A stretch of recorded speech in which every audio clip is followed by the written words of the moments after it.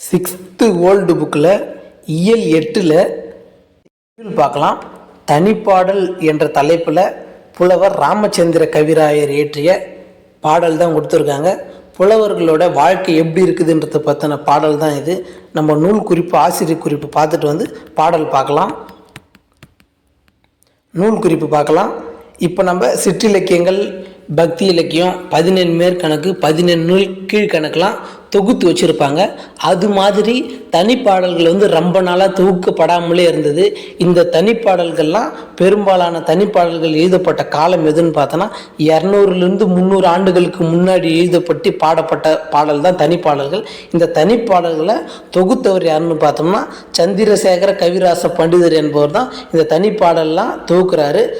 இந்த தனிப்பாடல்களை தொகுக்க சொன்னவர் யாருன்னு பார்த்தோம்னா ராமநாதபுர அரசர் பொன்னுசாமி தான் இந்த பாடல்களை தொகுக்க சொல்கிறாரு.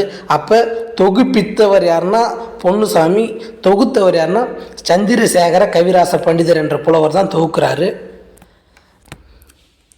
இந்த தனிப்பாடல்கள்லாம் 200 300 ஆண்டுகளுக்கு முன்னாடி பாடப்பட்டவன்னு பார்த்துட்டோம். இந்த தனிப்பாடல்கள்லாம் சந்திரசேகர கவிராச பண்டிதர் தொகுத்து தனிப்பாடல் திரட்டு என்ற பெயரில் தொகுத்து வச்சுருக்காரு.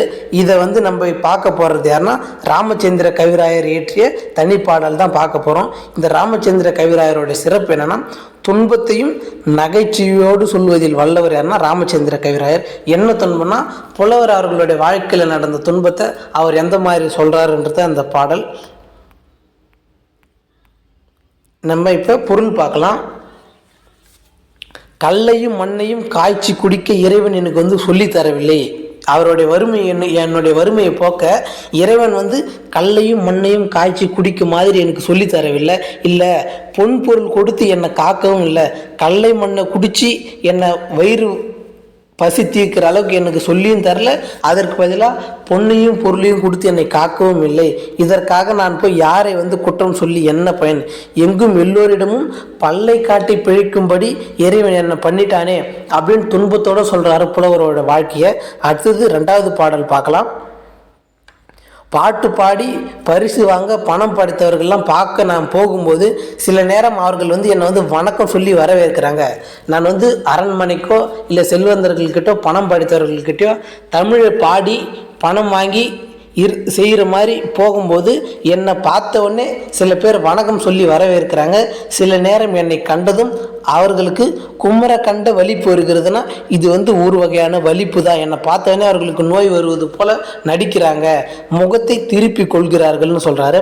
அடுத்தது, அவர்களை பார்க்க போகும்போது சில நேரம் என்னை ஏறிட்டும் பார்க்காமல் வேண்டுமென்று கணக்கு புத்தகத்தை பிரட்டுற மாரி என்னை அவாய்ட் பண்ணுறாங்க அப்படின்னு சொல்கிறாரு. அதுக்கு அடுத்தது பார்த்தோம்னா சில நேரம் கணக்கு புத்தகத்தை பார்க்குற மாதிரி பண்ணுறாரு. சில நேரம் பார்த்தோம்னா நாய்களை போல் என்னை கடிக்க வருகிறார்கள், என் மீது கடிந்து கொள்கிறார்கள்னு சொல்கிறாரு. இப்படிப்பட்ட கயவர்களிடம் தமிழை பாடி பாடி பரிசு வாங்க இன்னும் எத்தனை நாள் நான் அலைந்து திரிவேனோ என்று கடவுள்கிட்ட வேண்டுறாரு. அது எந்த கடவுள்னு கொடுத்துருக்காங்க பாருங்கள். ஒலிக்கும் கடலாக இருந்த அரக்கர்களை வென்றவனே, கடல் போல திரண்டு வந்த அரக்கர்களை வென்றவனை யாரை பற்றி பாடுறாரு? திருப்பரங்குன்றத்தில் இருக்கிற முருகர்கிட்ட இது மாதிரி சொல்லி பாடுறாரு.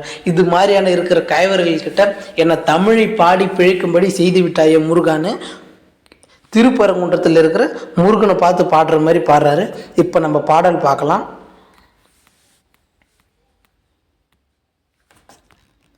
கல்லைத்தான் மண்ணைத்தான் காய்ச்சித்தான் குடிக்கத்தான் கற்பித்தானா, இல்லைத்தான் பொன்னைத்தான் எனக்குத்தான் கொடுத்துத்தான் ரச்சித்தானா. கல்லையும் மண்ணையும் காய்ச்சி குடிக்கிற மாதிரி எனக்கு சொல்லியும் தரல இறைவன். இல்லை, பொன் பொருளை கொடுத்து என்னை பாதுகாக்கவும் இல்லை. அல்லைத்தான் சொல்லித்தான் ஆரைத்தான் நோவத்தான் ஐயோ எங்கும்னா, நான் இதில் யாரை சொல்லி என்ன குற்றத்தை நான் யார் மீது சொல்லுவேன்? அடுத்தது நம்ம பார்த்தோம்னா பல்லைத்தான் திறக்கத்தான் பதுமத்தான் புவியில்தான் பண்ணினானேனா, இப்படி என்ன பார்க்குறவங்க கிட்டலாம் பல்லை காட்டி பழைக்கும்படி இறைவன் என்ன பண்ணிட்டானே திருப்பரங்குன்ற முருகனை பார்த்து கேட்குறாரு. அடுத்தது பார்த்தோம்னா நான் அடுத்தவங்க அரண்மனையை தேடி போகும்போது என்ன நடக்குதுன்னு சொல்கிறாரு பாருங்க. வணக்கம் வரும் சில நேரம், என்னை பார்த்து வணக்கம் சொல்வார்கள் சில நேரம்.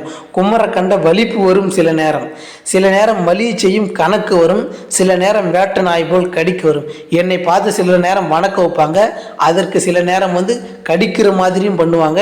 சில நேரம் வலிப்பு வர மாதிரி நடிப்பாங்க, சில நேரம் நாய்களை போல் கடிக்கவும் வருவாங்க அப்படின்னு சொல்கிறாரு. இப்படி அவர்களுக்கு பொருள் தர அளவுக்கு இணக்கம் வரும்படி என்னை தமிழை பாடி பாடி எத்தனை நாள் திரிந்து உழல்வேன் ஐயா.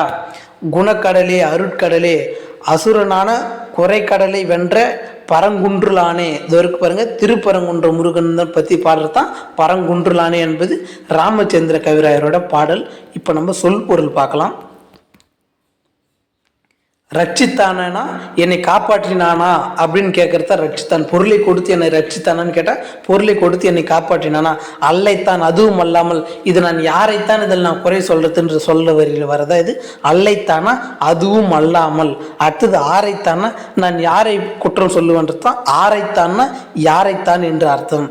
அடுத்தது பதும்பத்தான்னா, தாமரையில் உள்ள பிரம்மன் என்னை காக்கவில்லையே அப்படின்னு. பதுமத்தான் என்னன்னா தாமரையில் உள்ள பிரம்மன் என்று பொருள் பெறும். புவினா உலகம்னு நமக்கே தெரியும். அடுத்து ரெண்டாவது சொல் பொருள் பார்க்கலாம். குமரக்கண்ட வலிப்புனா ஒரு வகையான வலிப்பு நோய் தான் குமரக்கண்ட வலிப்புன்னு சொல்றாங்க.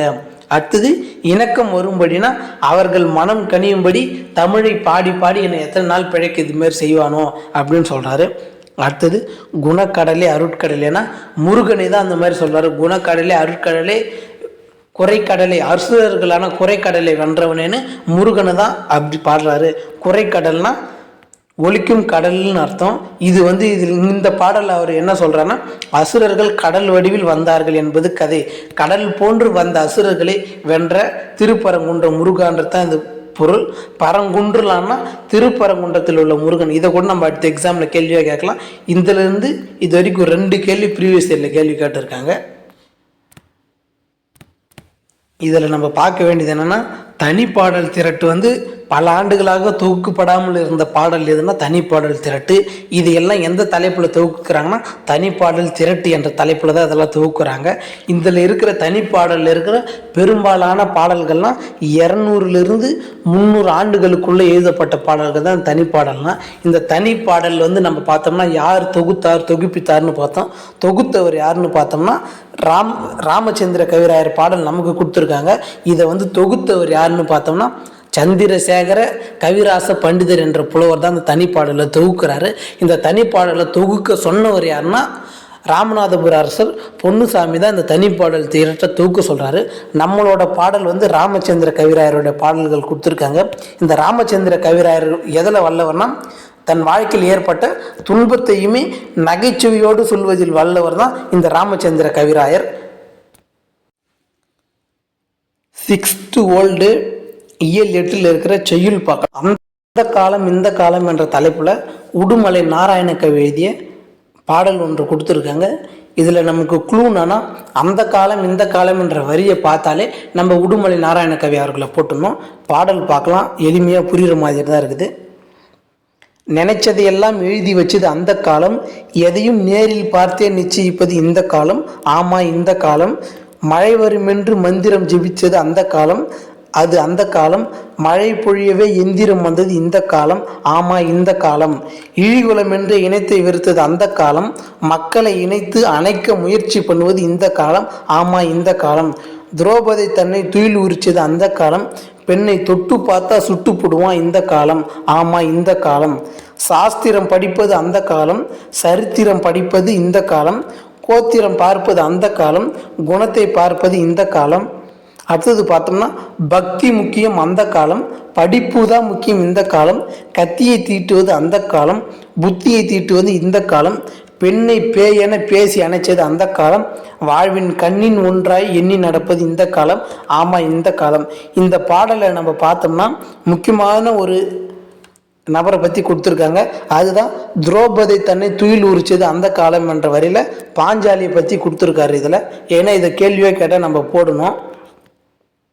பக்தி முக்கியம் அந்த காலம், படிப்பு முக்கியம் இந்த காலம், இதெல்லாம் இவரோட வரிகள் தான். இது வரைக்கும் இதிலேருந்து ஒரு 3 கொஷின் இது வரைக்கும் 3 கொஷின் வரைக்கும் ப்ரீவியஸ் இயரில் நமக்கு கொஷினாக கேட்டிருக்காங்க. அடுத்தது உடுமலை நாராயண கவி அவர்களை பற்றி பார்க்கலாம். உடுமலை நாராயண கவி தமிழ் திரைப்பாடல்கள் ஆசிரியராகவும் நாடக எழுத்தாளராகவுமே இருந்திருக்காரு. இப்போ இதுக்கு முன்னாடி நம்ம பட்டுக்கோட்டை கல்யாண சுந்தரம் அவர்களை பார்த்தோம். அவர்கள் வந்து திரை இசை பாடல்கள் மட்டும்தான் எழுதியிருக்காரே தவிர நாடகத்து ஆசிரியராக அவர் இல்லை. ஆக திரை இசை பாடலும் நாடக ஆசிரியர் எழுத்தாளரும் கேட்டாலே நமக்கு யார் தான் வரும்னா உடுமலை நாராயண கவி தான் வரும். பாமர மக்களிடையே விழிப்புணர்வை ஏற்படுத்தும் வகையில் சமுதாய பாடல்கள் எழுதி சீர்திருத்த கருத்துக்களை மக்களிடையே பழப்பியவர் யாருன்னா உடுமலை நாராயண கவி. எளிய தமிழில் அனைவருக்கும் புரியும்படி எழுதுனதுன்னா அது வந்து பட்டுக்கோட்டையார் அவர்கள். இது வந்து என்னென்னா விழிப்புணர்வை வந்து ஏற்படுத்தும் வகையில் சமுதாய பாடல்கள் எழுதி சீர்திருத்த கருத்துக்களை மக்களிடையே பரப்பியவர் யாருன்னா உடுமலை நாராயண கவி தான். அதனால தான் இவருக்கு வந்து பகுத்தறிவு கவிராயர் என்ற பட்டம் மக்கள் கொடுக்குறாங்க. இவர் வாழ்ந்த காலம் பார்க்கலாம். 1899 1981 வரைக்கும் தான் இவர் வாழ்ந்த காலம். நம்ம வந்து பட்டுக்கோட்டை கல்யாண சுந்தரம் அவருடைய காலம் பார்த்தோம் 1930 1959 வரைக்கும் அவருடைய காலம். இவருடைய காலம் பார்த்தோம்னா 1899 1981 வரைக்கும் இவருடைய வாழ்ந்த காலகட்டம் பார்த்தோம்னா.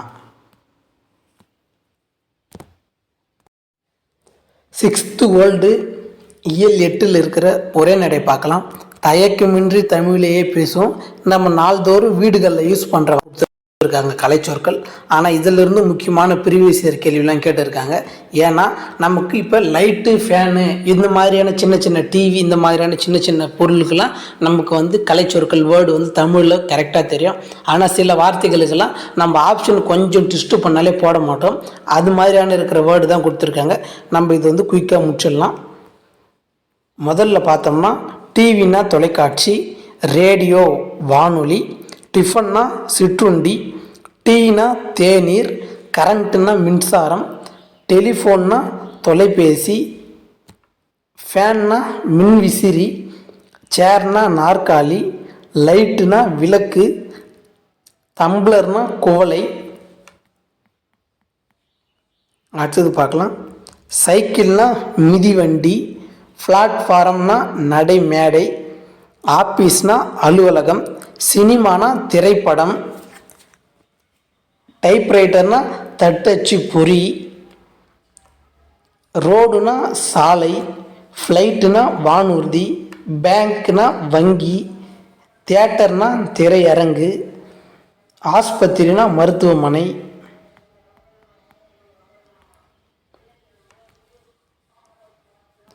கம்ப்யூட்டர்னா கணினி, காலேஜ் கல்லூரி, யூனிவர்சிட்டினா பல்கலைக்கழகம், டெலஸ்கோப்னா தொலைநோக்கி, தெர்மோமீட்டர்னா வெப்பமானி, இன்டர்நெட்னா இணையம், ஸ்கூல்னா பள்ளி, சயின்ஸ்னா அறிவியல், மைக்ரோஸ்கோப்னா நுண்ணோக்கி, நம்பர்னா எண். பாருங்கள், டெலஸ்கோப்னா தொலைநோக்கி, டெலினா தொலைன்னு அர்த்தம், அதான் டெலஸ்கோப்னா தொலைநோக்கி, மைக்ரோஸ்கோப்னா நுண்ணோக்கி. இதில் இருக்கிற வார்த்தையை நம்ம ட்விஸ்ட் பண்ணி கூட கேட்கலாம். நம்ம இதெல்லாம் கொஞ்சம் தெளிவாக பார்த்துக்கணும்.